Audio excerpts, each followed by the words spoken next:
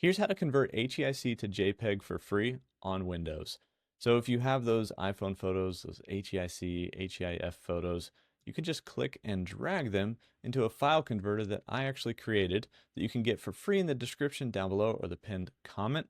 And it does images, video, and audio, and it does it all offline on your computer. So we've got HEIC in here. Select our output, JPEG, or whatever else you want to select. Hit convert. Convert, save. And that's it. It's that simple. I worked on this with my brother. He's a software developer. I was personally sick of going to weird, sketchy websites to do all these different file conversions. So I was like, can we do an all-in-one file converter that works for both Windows and Mac and works offline so you don't have to upload anything or download anything? And also, can we make it drag and drop? And can we make it do images, video, and audio? And can we do all this stuff? And he said, yeah, I think we can. And then we did. So we've released ConvertSave.